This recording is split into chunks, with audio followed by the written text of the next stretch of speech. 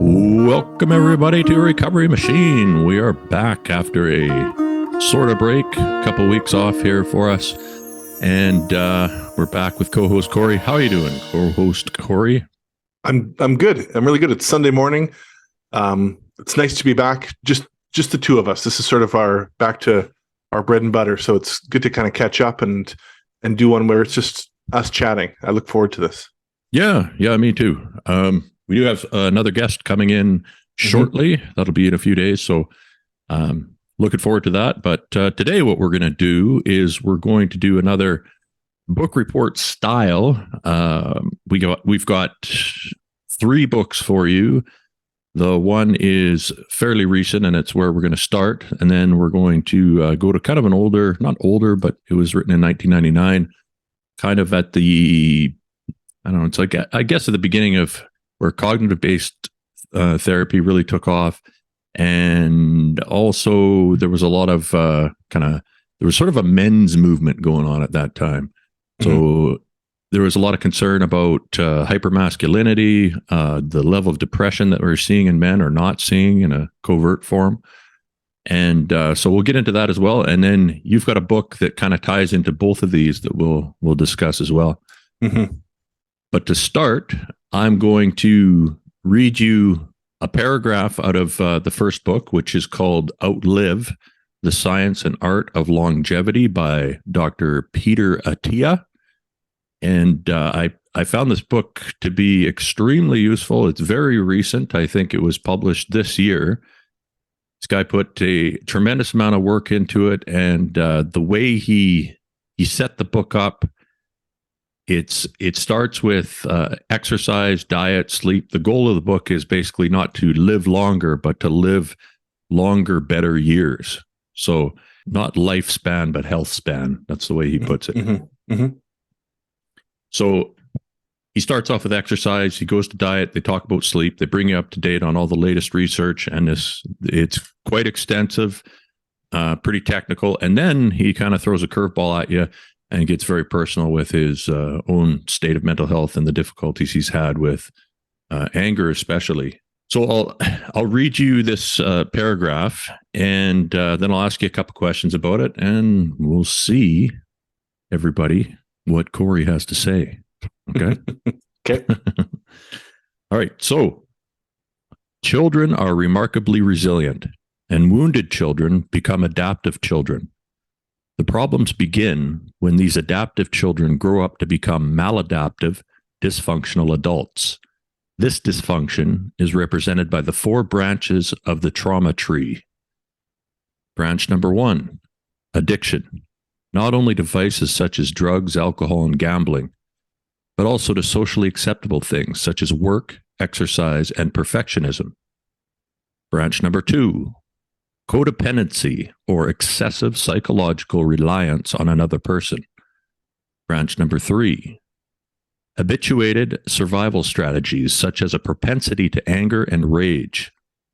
Number 4, attachment disorders, difficulty forming and maintaining connections or meaningful relationships with others. And then the questions I wanted you to look at were, which of these adaptive behaviors do you recognize in yourself? So we'll start with that one, I guess. Sure. I wanted to say first, the thing that comes up for me right away, I've heard that phrase so many times before, of children are remarkably resilient. That one gets said a lot. And I've come to like react to it a little bit, like where, and then just as you were reading that, I Googled the actual definition for resilience. So it's the capacity to withstand or recover quickly from difficulties. Right. And then there's also the definition, the ability of a substance or object to spring back into shape, which I kind of like. Sure. And so when I think about resilience, I don't want the term resilience to mean unscathed. Children are impenetrable. Children are able to survive in an unscathed manner. That's what I don't want, I guess. Right. Yeah. It's a tricky one because the jury is still out on exactly what makes one child more resilient to the other. And also the line is fine between struggle that builds up character and personal strength and real resilience to the hardships of life in general. Mm-hmm. So there's a good kind of struggle that you need to build resilience to, and then there's a type that no child should face. And there's, I mean, the crossover between resilience in those two fields is interesting, and then also it's interesting to see why one child would be more have a tendency to internalize their environment and one child would not. They're looking into that, and I've done a little bit of research on it, but it looks like they're still working on that one. Yeah. So maybe we just keep that definition or that question about resilience floating around as we look at these 4 points. Sure. So sorry, what was the first point you wanted me to touch on? We just asked what adaptive behaviors you recognize in yourself from that list. I mean, obviously, we know addiction was an adaptive behavior for both of us, so we can both check that one off. And then you've got codependency, you've got the survival strategies, anger, rage is a very, very common one in men especially. And then the last one is attachment disorders. Yeah. So, and I mean, codependency, especially, we just, a month and a half ago, we did our episode on codependency on the Co-Crazy book. Yeah. And I wouldn't define myself as coming out of childhood with codependency, but I think a heightened level of sensitivity and a heightened enmeshment with the psychological well-being of people around me. Yeah. I heightened awareness. Right.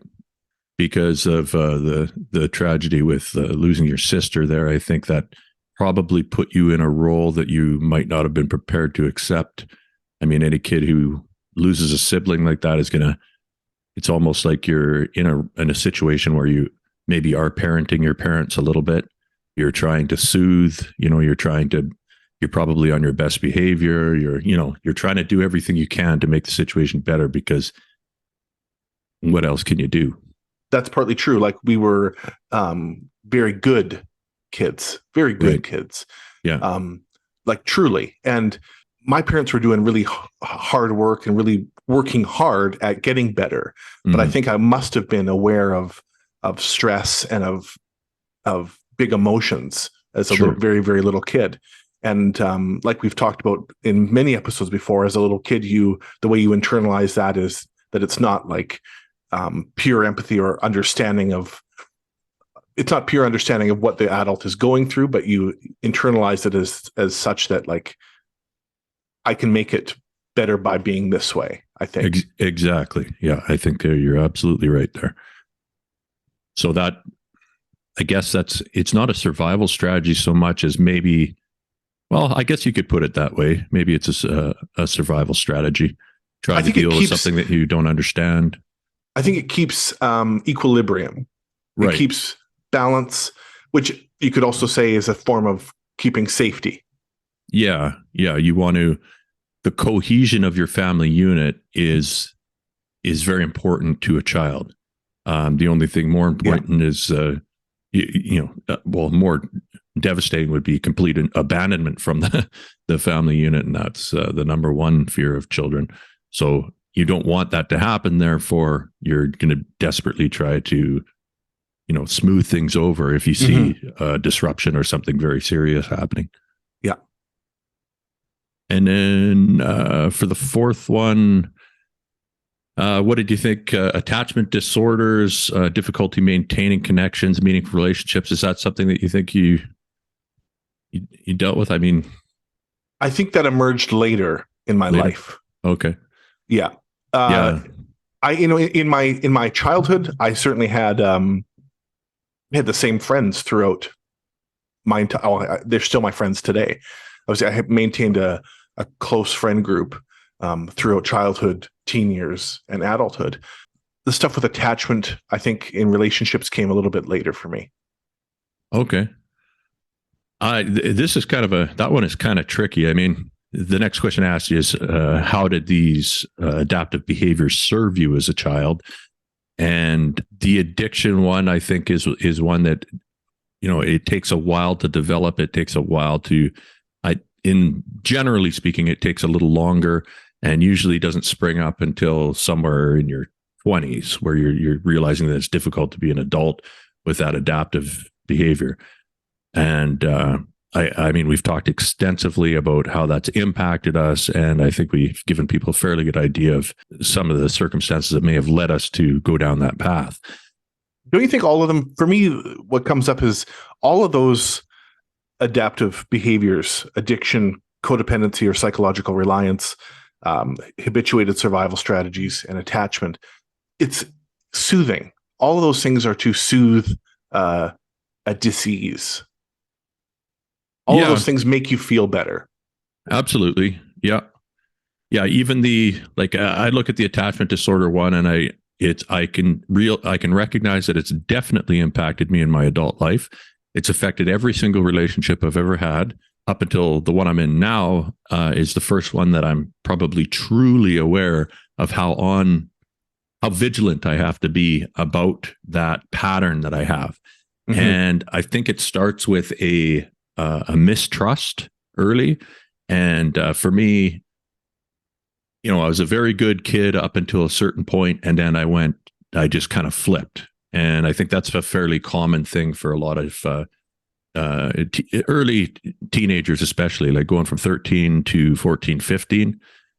The strategies that I used before were very, they're not really even strategies. They were just, I was a nice guy. I was very open and honest, and I made friends easily, and I trusted people and stuff like that. And then after a point, I'd run into a few problems, and then I just decided that people were trash. So, yeah. So, at what point though? Like, can you tell me like an age? Yeah, roughly? 14. Yeah, yeah.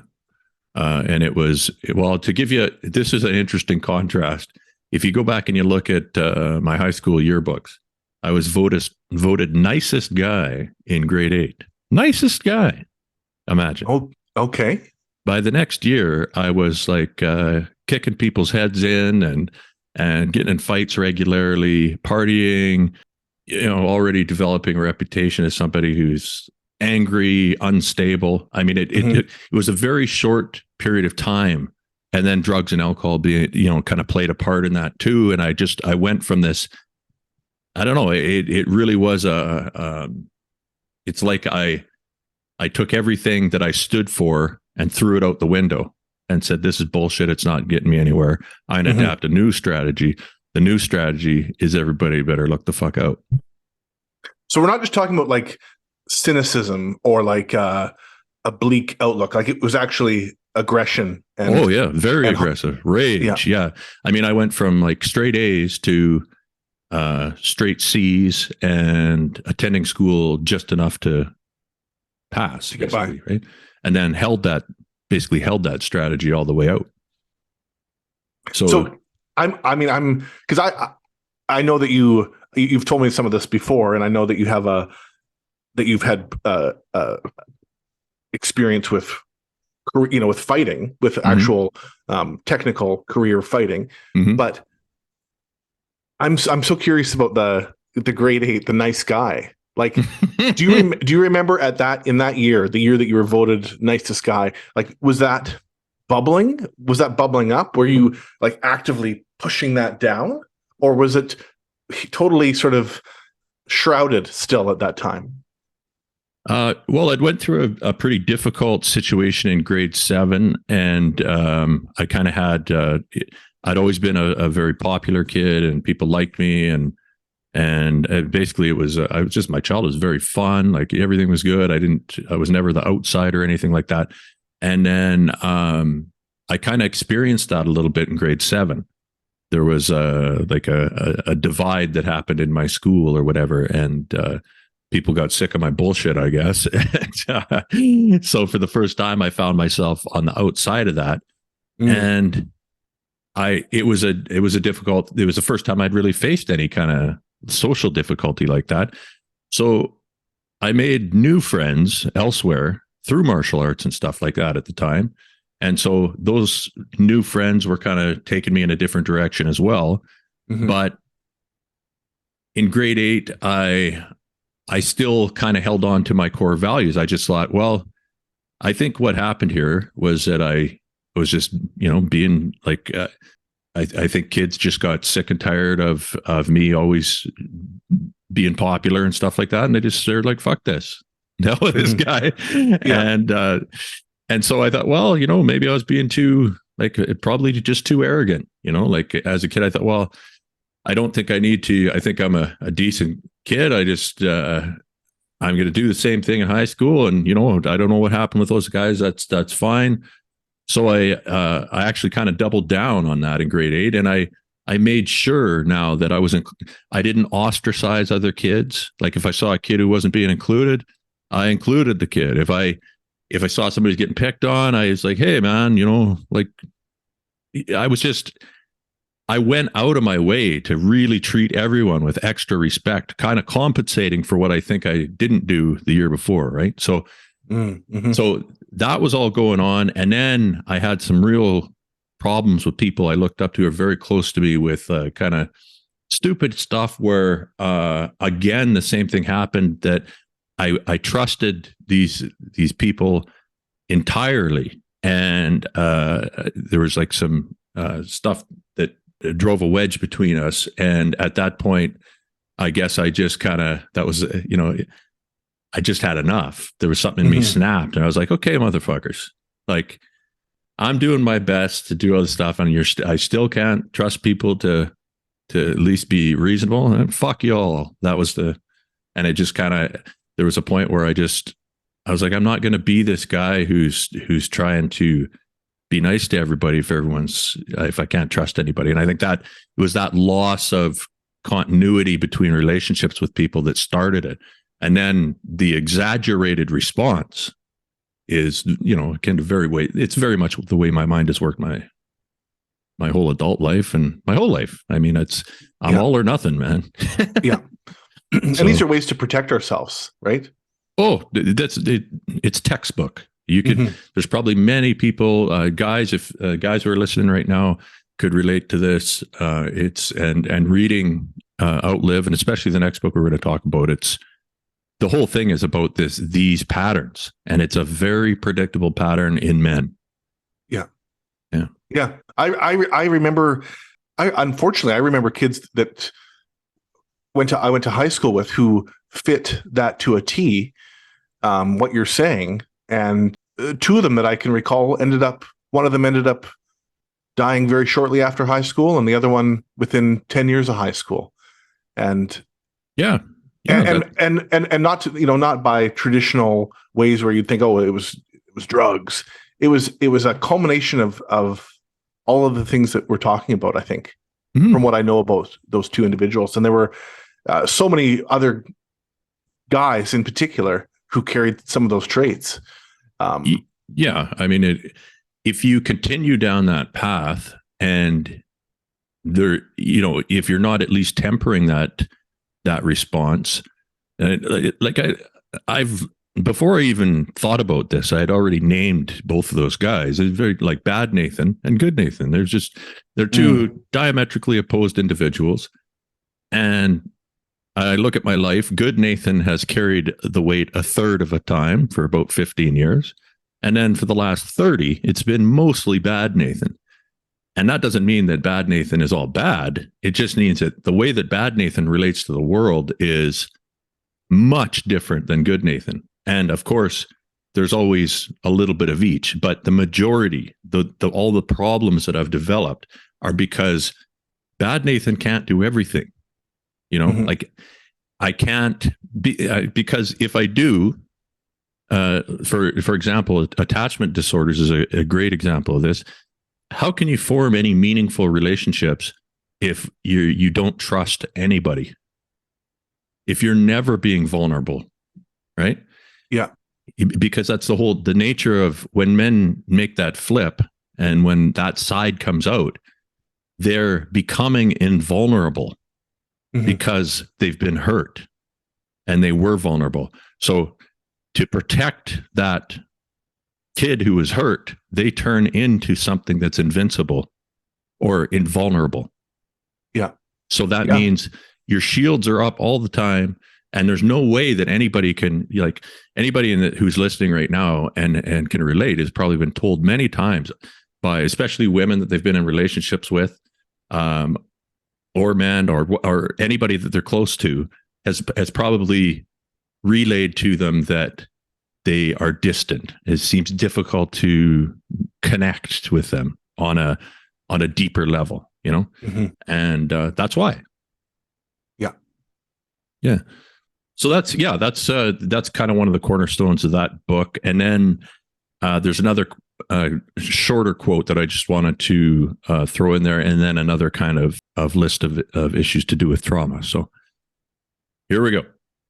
From the same book, this is Outlive, the Science and Art of Longevity by Peter Attia. Trauma, big T or little t, means having experienced moments of perceived helplessness. Trauma generally falls into 5 categories. 1, abuse, physical or sexual, but also emotional or spiritual. 2, neglect. 3, abandonment. 4, enmeshment, as in the blurring of boundaries between adults and children. And 5, witnessing tragic events. Goes on to say most of the things that wound children fit into these 5 categories. So the questions that I wanted to present to you, the first one is, what patterns have you seen in yourself and others regarding the type of trauma one encounters as a child and the corresponding behaviors one exhibits as an adult? Man, none. Right. I'm kidding. Oh man, the first word that came up to my mind is secrecy. Okay. Secrecy, or just like keeping it in, not necessarily like sinister secrecy, but just secrecy in terms of keeping feelings in, not fully expressing feelings. I think as a kid, I was able to do that to a degree. And as an adult, I've always been able to do that to a degree. Right. But when it came to like actually getting really vulnerable, or like expressing it to the extent that I needed to release it or to feel better, I think I would fall short there. This is an interesting one to start with, because it's one where I think men have made a lot of progress in the last, say, 20 to 30 years. And I could see that even looking back to books on the topic from the 90s, especially if you go up to the late 90s, you can see there was a turn where, I mean, there had to be campaigns going on to get men to admit that they were depressed, even. Like that was, there were, to have a mental health issue and to be a man in the 90s, even the 90s. And you think that feels relatively recent, right? But it was quite a while ago, and things have changed since then. I mean, I think both of us, like what we've done with this podcast, would be pretty outrageous for a couple guys to do in the 90s, and unthinkable in the 70s, right? Yeah. Yes, in the 50s, they would toss you off the air and we'd probably be thrown in jail or something. Yeah. Go ahead. No, I think you're absolutely right that would have been just off the table.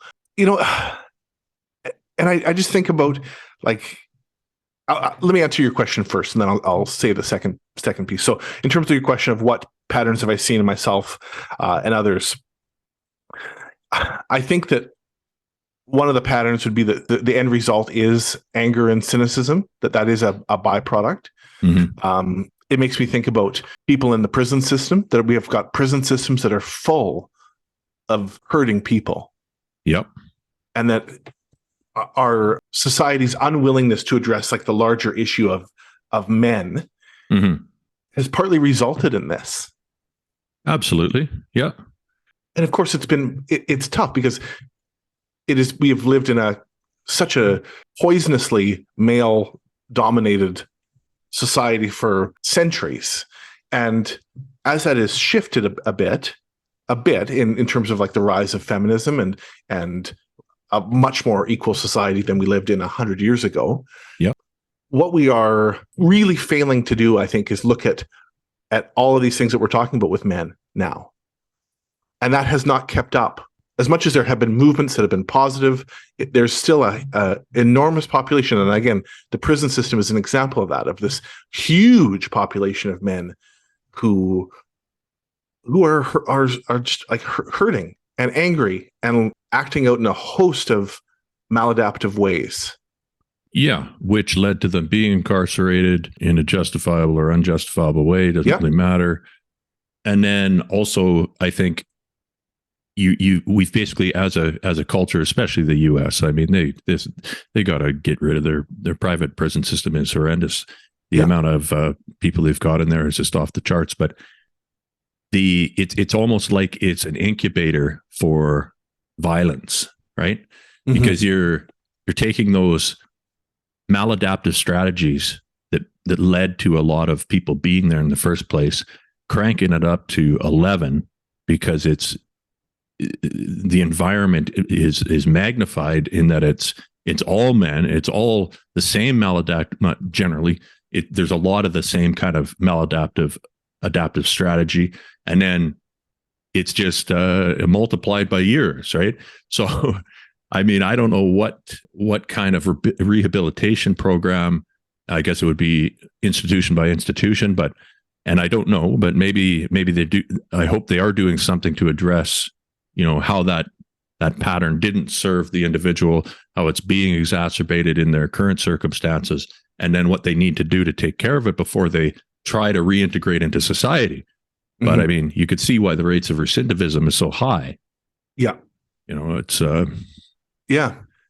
And it's, I mean, it is that we're teetering on a whole other conversation. Yeah. but it comes up. And so then bringing it back to myself, when I think about some of the differences in me and those individuals, I didn't experience neglect, psychological or physical or any kind. Didn't experience abandonment. I had my parents who were just extremely attentive to my needs. Can I stop you for once? Would your parents have been able to be 100% attentive to your needs after what happened with your sister? I don't think, no, I don't think fully, despite their best efforts. Right. So I'm just throwing that out there as food for thought. I mean, I think a lot of people who have, something that like, whether it's losing a sibling or a family tragedy or something like that, I think if it's something, I've seen this with siblings where one sibling gets very sick, like one of them gets cancer. The other child, the parents are doing everything they can. But the one child is consuming a lot of resources. I'm talking about emotional resources, tactical resources, financial resources, everything. And the other child is just sitting there doing like what we were talking about before, where you're not trying to rock the boat because you sense the seriousness of the situation. Mm-hmm. So in your circumstances, I wonder how much time was sort of, and this is a far ways from neglect, but I think you understand what I'm saying, and that perhaps there was a little bit of a lull there because of the circumstances. For sure. Yeah. So I was going to say, I think that my tendency towards experimentation with drugs as a teen, with smoking pot as a teen, I wasn't I was a cynical teenager, really cynical and fairly anti-authority, fairly just generally pissed off with what I saw in high school, say. But and smoking pot eased that for me. It allowed me to get through it. I finished with scholarships, with bursaries, right, in high school, and I think it made that journey easier. Oh, and yeah, no, I mean, but at the same time, I knew people who smoked pot and did whatever drugs or drank, who were very angry and very much more aggressive than I was. Mm-hmm. I was not an aggressive teenager, right, at all. But I look at early experiences with substance use as being certainly as being a coping strategy, as being secretive.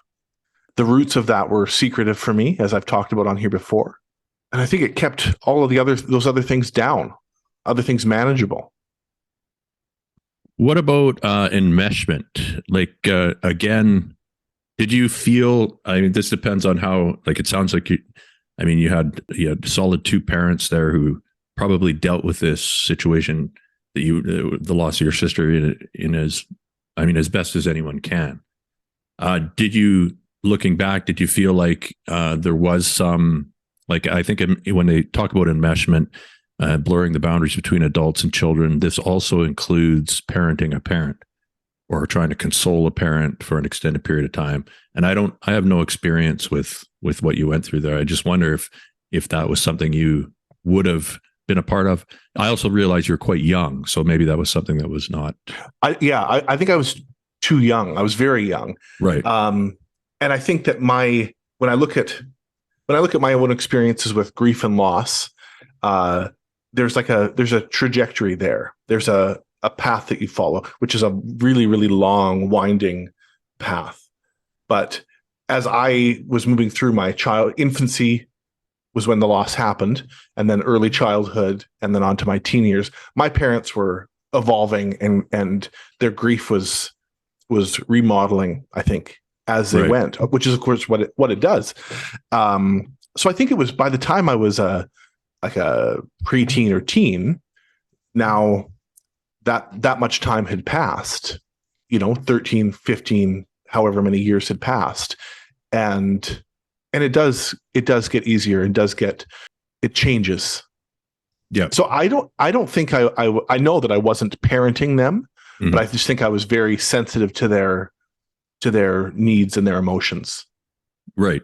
Yeah. And which is different, because I've seen and heard of children parenting their parents. Yeah.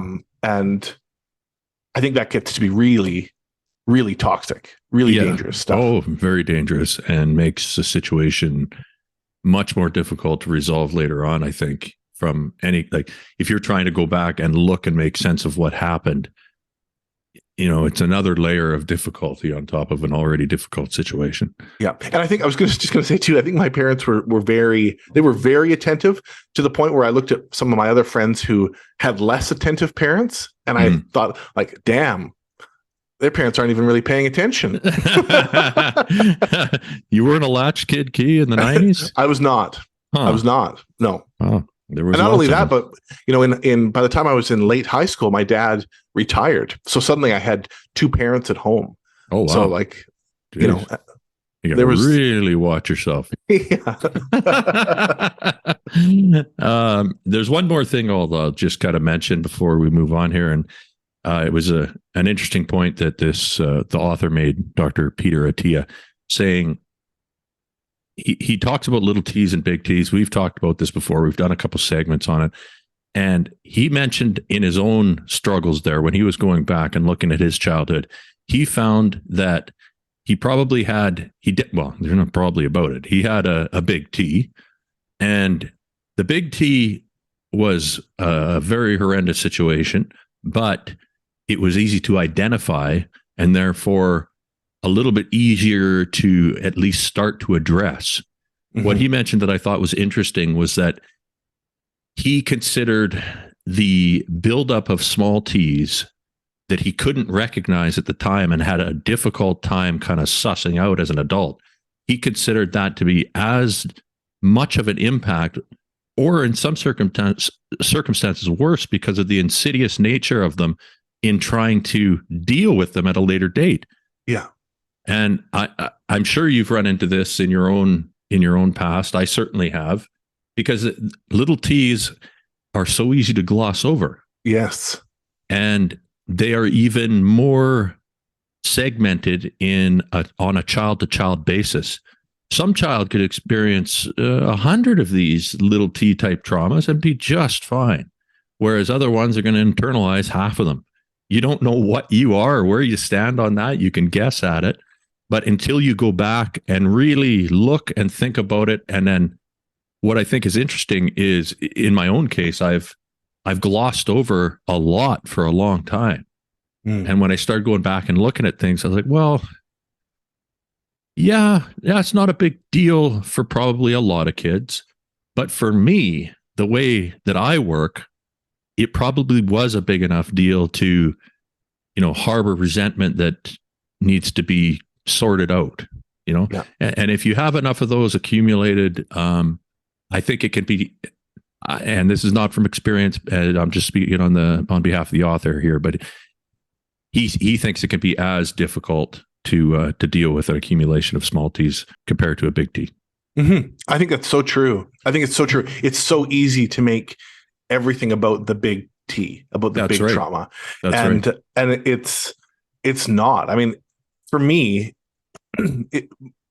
I could very easily say that everything in my life was because my sister died when I was a year old.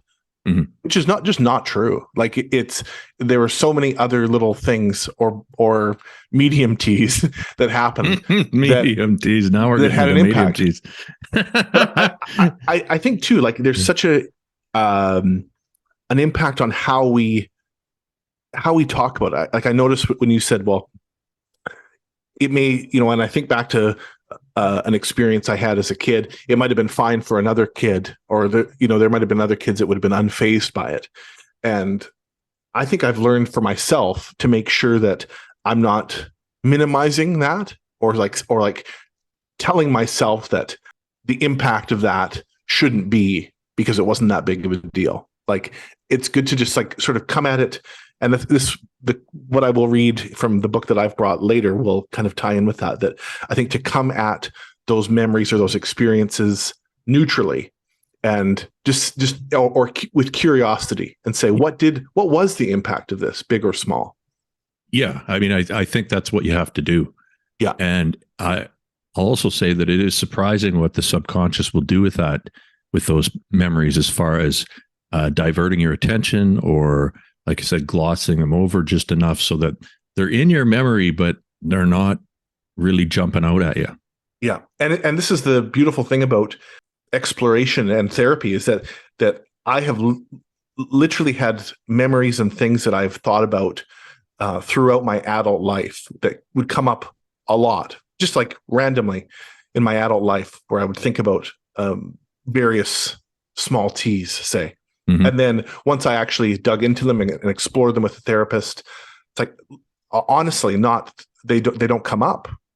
I can go there if I choose to, but they don't come up in a intrusive way. Yeah, which is really cool.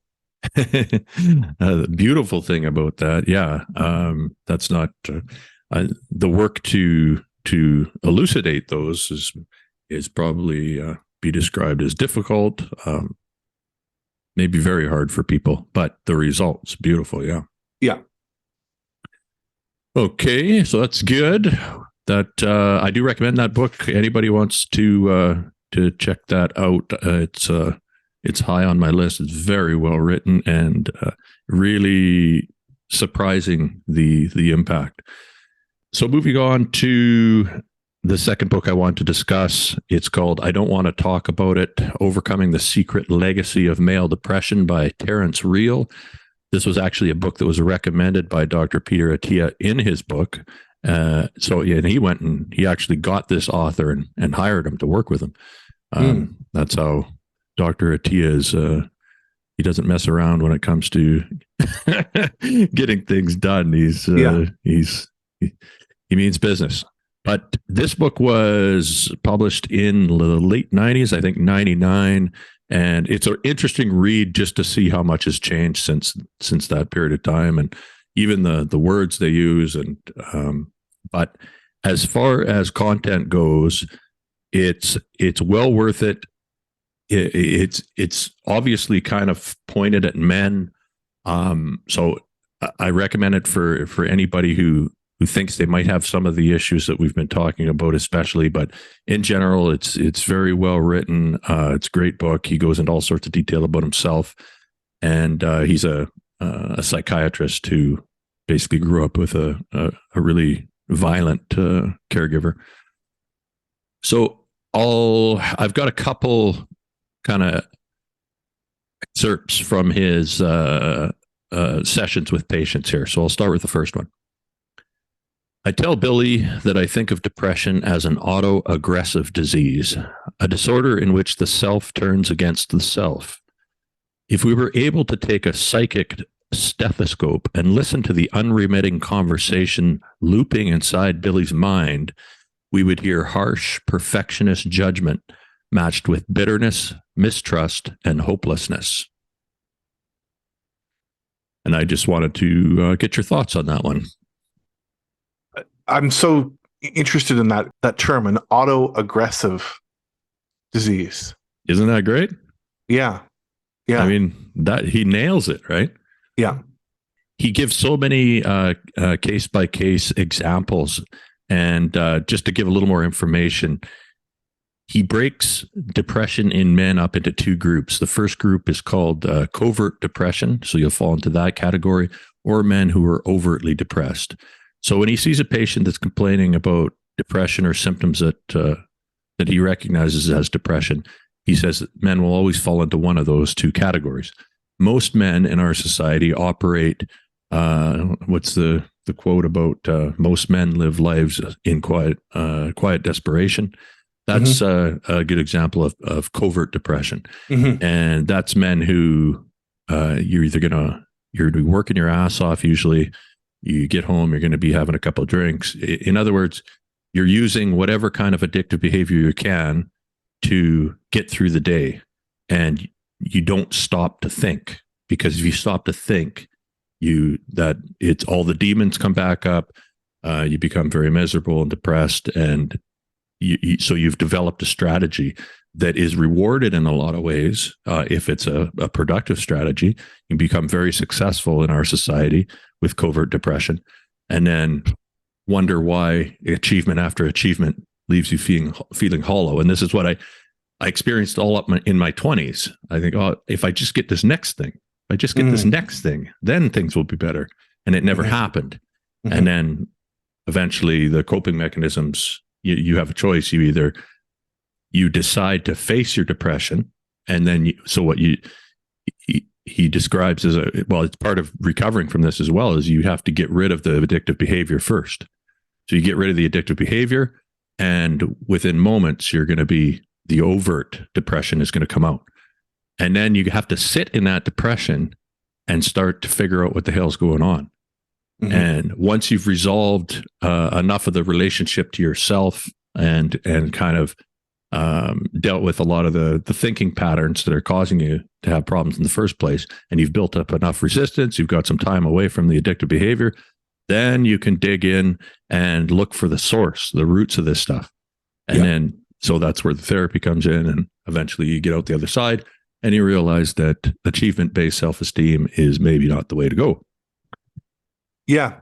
So I was just at the end there when, the unremitting conversation looping inside his mind of harsh perfectionist judgment matched with bitterness, mistrust, and hopelessness. That's me. I just So the only thing mistrust speaks a little bit to like an irrational part, and that's the only thing I would maybe feel like I wanted added would be an irrational belief that in the thought loops that I think can occur, at least with me, about sort of depressed type thinking, that usually there's an irrationality to some of the thoughts. All the thoughts. Or all of the thoughts. Or all of the thoughts. Really, I think when you're in an episode of depression, I think you could say that every single thought that you're having is not rational, not truly rational. Not truly rational. Yeah. No. You get up in the morning, you go to check your email, you realize you forgot something you're supposed to send off the day before. God damn it, I'm such an idiot. I'm never going to be able to do what I want to do because I'm so dumb, Yeah. Like that kind of harsh criticism, that kind of all or nothing, black or white, what are they called? Overgeneralization, catastrophizing, all these types of patterns that are recognized in cognitive behavioral therapy. All this stuff is going on in your head when you're depressed. At least that's my experience anyway. Yes. And again, our timing is kind of nice because this week we have someone from Smart Recovery coming to talk to us. And and you and I are both well enough versed with Smart Recovery that we know the tool of disputing irrational beliefs and like checking out that belief, that thought that comes in, is this true? And or am I telling myself a story about it? And Right. tying it back into like the healthcare worker that goes off work, and I've shared some of this before, but like, in my small town, those first few weeks of going off work when I was already, for that time when I went off work, I think there was a relief of some of those depressed feelings, but it went from covert to overt for a period of time. So I felt like I had like I felt like I was wearing like a neon sign over my head. It was like pointing arrows at me. Yeah, right. Like, meanwhile, nobody gives a fuck. But bingo, right? And so in my small town, I'd go into a grocery store and I would see someone that I knew, and they would say hi, and the tape that would like immediately start to play was, oh, they know you, they know what's up with you, they're judging you, they hate you, there's gossip about you, like really all within like 10 seconds, 5 seconds of just like rapid fire. Those thoughts would come in faster than I could possibly even make sense of them or discern whether or not they were rational or irrational. Yeah. And if I just, and learning the tool of like, how do I know that this person that I just saw in the grocery store is judging me and hates me and is gossiping about me and everything? They are doing their own day. And they're going through their own stuff, and they're picking up a dozen eggs, and they don't care what you are doing, Corey, and they don't even know. And as it turns out, they didn't. Right. It has sort of come to my attention, or I've come to realize that that no one knows. Eventually, I was able to. You and I made the decision to come up with this podcast and tell our own story in our way, but feeling like everyone was everyone knew what was up with me and was judging me and criticizing me and stuff. Not rational. So slowing it down and checking it out was such a helpful thing for me. That's right. And some people might say, well, you don't know me and you don't know how crazy my situation is. And people are talking about me, in which case it's helpful to just keep going with that. I say, okay, so that person thinks you're, that person is talking about you. They are spreading rumors about you. What does that mean to you? Mm-hmm. And then answer that question truthfully. Oh, I'm never going to get another job. Nobody's going to like me. Okay, well, what's going to happen? How are you going to deal with that? And keep asking those questions and try to continue that, playing that forward and answering in an objective, rational way. Eventually you get to the point where like, well, fuck, there's not much I can really do about it. I'm just going to keep going, I guess. I mean, even if people are judging you and coming at you, isn't it better to be self-supportive? Don't we want to be our own ally? We have to. We have to. Yeah. And so maybe that your second quote that you have queued up for this book, Nathan, is really, really fitting. Sure. And here we go. The violence they are exposed to as children takes up residence inside their minds as adults. Overtly depressed men like Billy are frozen, endlessly rehearsing repetitions of pain and despair. If overtly depressed men are paralyzed, men who are covertly depressed, as I was, cannot stand still. They run desperately, trying to outdistance shame by medicating their pain, pumping up their tenuous self-esteem, or, if all else fails, inflicting their torture on others. Overt depression is violence endured. Covert depression is violence deflected. In either case, understanding depression in men means coming to grips with men's violence. Yeah. Violence deflected, but not without injury and consequence. Of course. I mean, deflect a bullet, that doesn't mean it's not going to hit somebody else. It's a dangerous source of energy. Yeah. And I think you just discussed basically how you recognize those two behaviors in yourself. And I mean, I have many times been through the covertly depressed to overtly depressed cycle without being consciously aware of what was going on.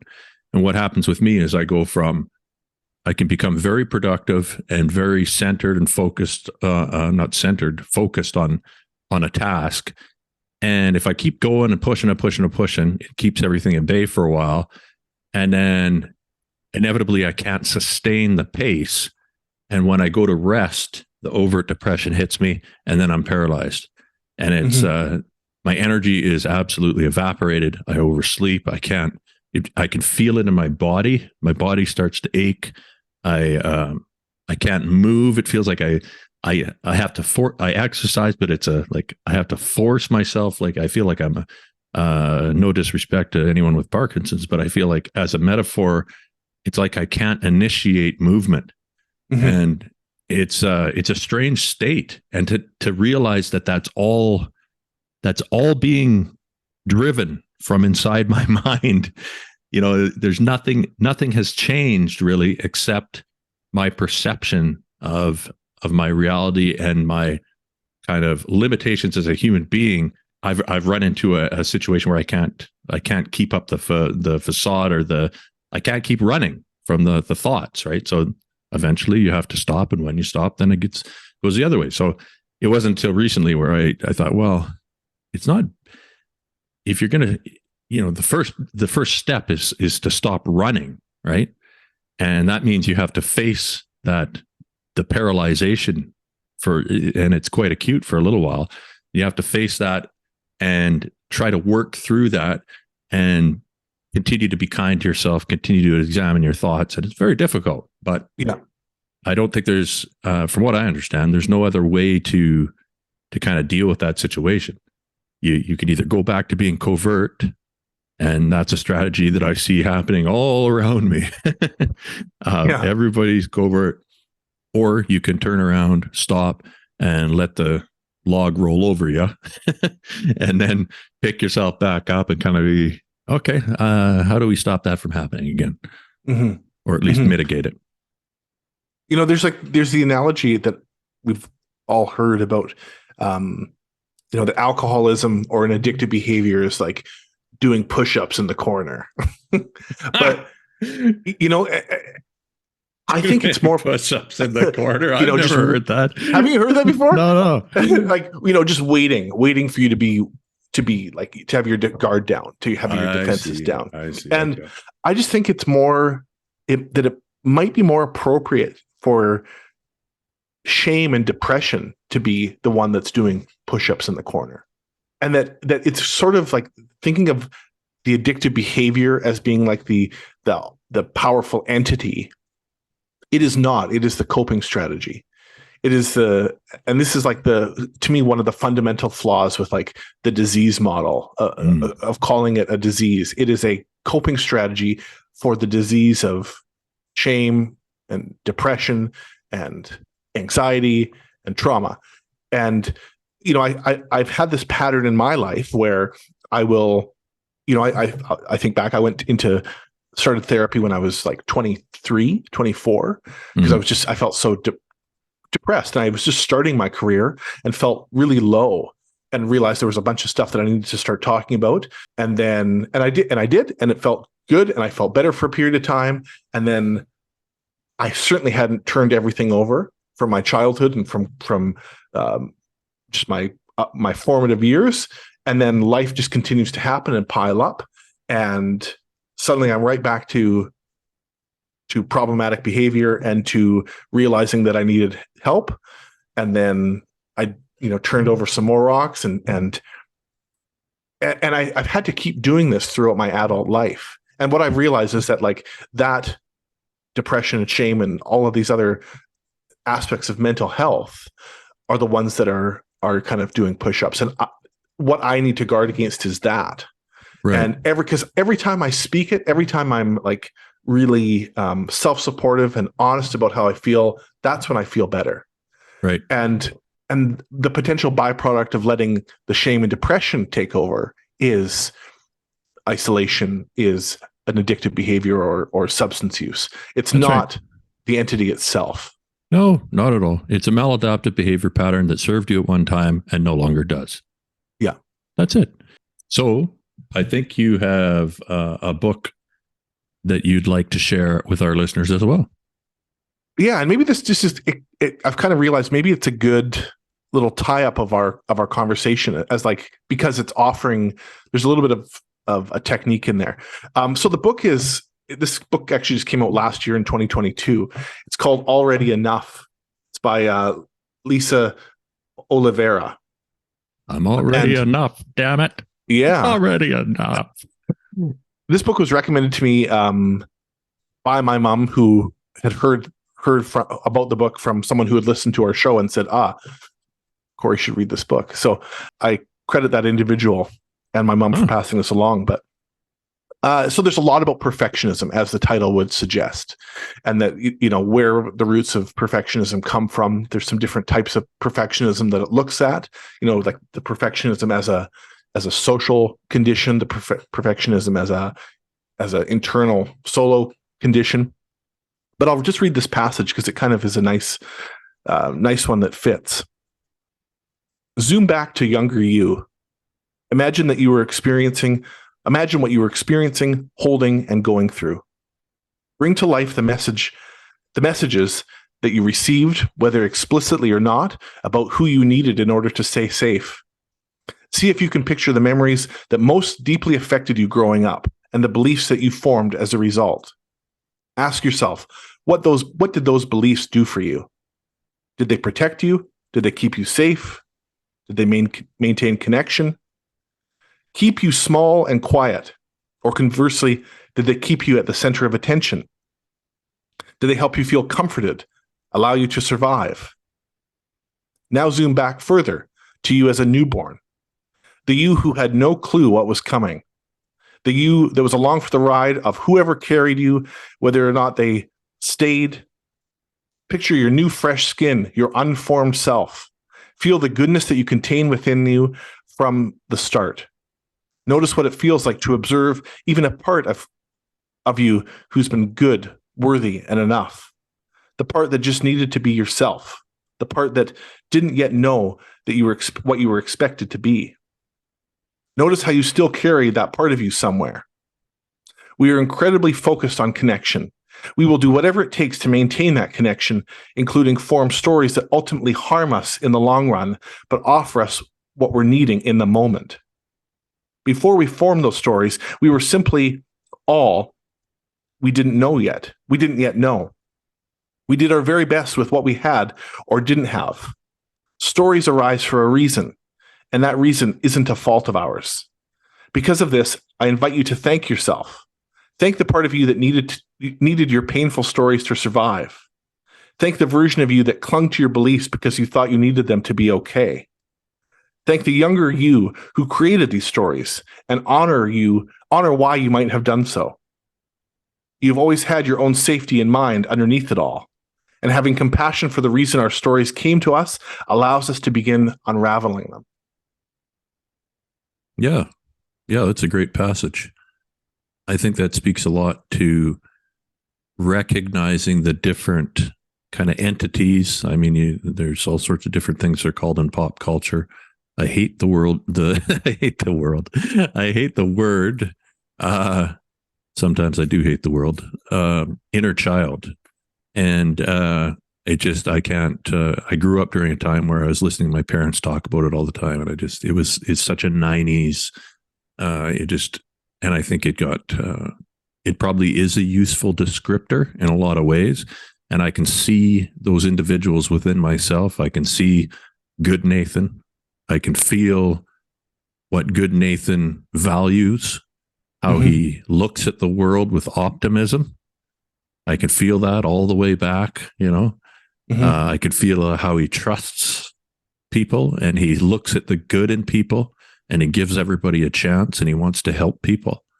And I can also see bad Nathan, why he had to do what he thought he had to do with the resources that he had, and how he stood up for me and protected me and eliminated dangers and dangerous situations. And I think it is important to recognize those entities, and whether or not they exist as real characters inside the myriad personality that we all carry around or not, I don't know. But I think it is useful to recognize them as at the very least, combination of patterns, thoughts, behaviors that served you. Yeah. Looking at them, I mean, I think maybe for a time I viewed even bad Nathan as as a burden, someone who's going to get me, somebody who had got me in a lot of trouble, and somebody who nearly killed me multiple times, and somebody who put me in situations that are very uncomfortable. But I think if you can take an overview, and this is something that multiple cultures and different psychology paradigms kind of talk about as the king or the sovereign or the integrated self. If you can take a view, or I think the simplest way to say is if you can take the view of the parent as if you're parenting yourself. Mm-hmm. And you look at these, I look at these two individuals within myself and I say, look, guys, I need both of you. I need both of you. Sometimes I need you. Sometimes I need you. I love you both. I want to be on the same team as you. And I want us to be able to move forward using the full capacity of all your good traits. And if we need them, we have some bad traits too. But recognizing them and caring about them, and not just, continuing on with this fragmented whatever you want to call it, persona or coping strategy. I think it's important. I think it's important to try to do that. And it's something that I'm trying to work on right now.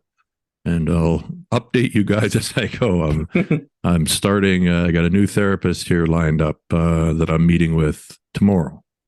I've never done one-on-one past historical type therapy. I've done it in other ways, but this will be the first time that I take a serious look and try to go deep on some of this stuff and just get a better idea of what really is going on, so that I can, live a life where I'm not constantly feeling like I got to be between covert and overt depression. Yeah. So yeah, beautiful. I'm really, I'm excited for you with that. And I think the fact that you're coming into that already with some of the tools and the knowledge that you have makes this so ripe with opportunity. And the fact that going back to what you just said about realizing what, and I would imagine that the therapist would take issue with your use of the name Bad Nathan. And our listeners are saying, "Oh, he wasn't bad." But I've thought about that, and I've tried to change his name to something else. It just doesn't work. But at least I'm glad that you're at least able to say that Bad Nathan was protecting you and was keeping you safe. I don't mean bad. Think of it as it's a good point, man. It's something I've thought about. I've tried to rename him, but he's been Bad Nathan for so long. I can't, can't get him out of there. But just as a perspective, good Corey, chronically good Corey, was the person who was going to kill me. Good Corey would have been happier to see me dead from an overdose than living my truth and using my voice and being who I am. Yes, so great point. So you know what I mean? Yeah. Yes, I do. I look at good Corey as a real bastard that I've had to kind of tame too. So yeah, no, that's a great point. Yeah. Well, I mean, I can talk to the therapist about that. We'll see. We'll see what he says. How about? Yeah. The guy might make me reconfigure that. I don't know. But anyway, yeah, that's a recent book review for everybody. I hope some of you found it useful. I do want to ask for all your spare change and money for our Patreon. We're doing okay with our current Patreon budget, but if you are interested in us continuing on with more opportunities for guests, more shows, and it really does come down to the advertising dollars. We're doing very good, I think, with the budget that we do have. But if you want to see what we're doing on a bigger scale, it really does come down to how much money we're getting. Patreon is a great way to support us. So if you can, you check out the link in the description of this episode. Just go down and click on the Patreon link. It'll take you right there. It'll walk you through the process. And every bit counts. So we have a $5 tier. And if you can spare $5 a month for us, we can use that. That means the message gets further. And yeah, so every bit counts. And thanks for listening, everybody. It's good to be back. Yep. See you soon. Thanks, Nathan. You bet.